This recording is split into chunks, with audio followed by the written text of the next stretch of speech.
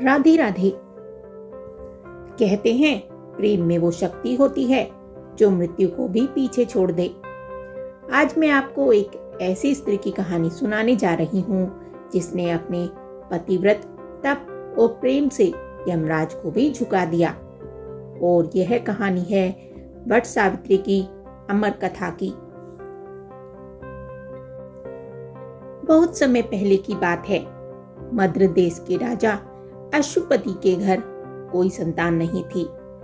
उन्होंने वर्षों तक देवी सावित्री की पूजा की और अंत में देवी ने उन्हें एक तेजस्विनी कन्या का वरदान दिया, जिसका नाम भी उन्होंने सावित्री रखा।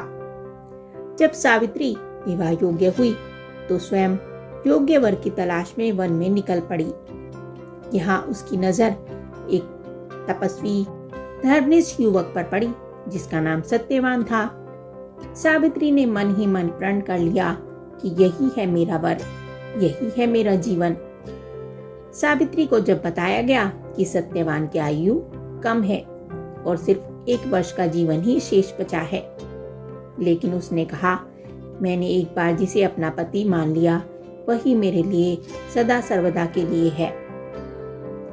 अब विवाह के बाद सावित्री अपने सास ससुर के साथ वन में रहने लगी। हर दिन की सेवा, तप और उपवास उसका नियम बन गया। वो जानती थी कि समय निकट आ रहा है।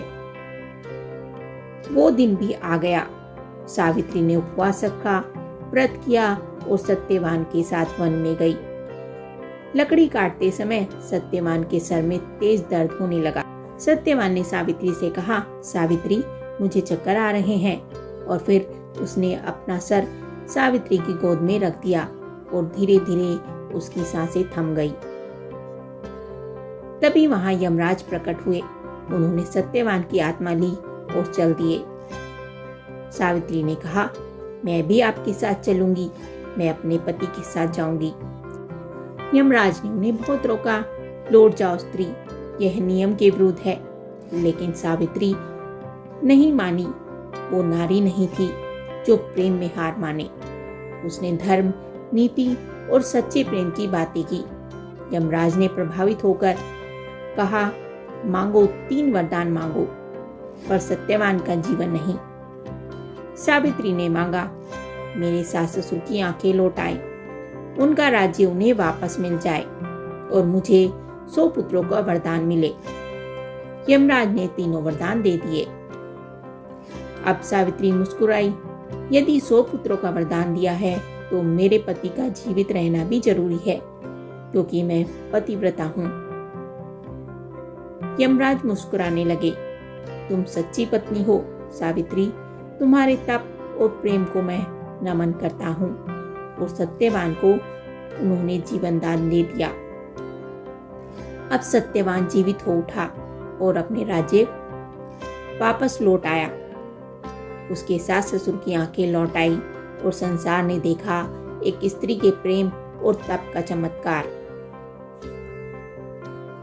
ये कथा अगर आपको अच्छी लगी हो तो वीडियो को एक लाइक जरूर कीजिएगा, क्योंकि आपका एक लाइक हमारे वीडियो बनाने के उत्साह को बढ़ाता है। और इसी चमत्कार की याद में हर वर्ष महिलाएं वट वृक्ष की पूजा करती हैं, सावित्री की तरह संकल्प लेती हैं अपने पति की लंबी उम्र और जीवन भर साथ रहने के लिए। नारी शक्ति, प्रेम और श्रद्धा का प्रतीक है वट सावित्री व्रत। आप सभी को वट सावित्री व्रत की हार्दिक शुभकामनाएं।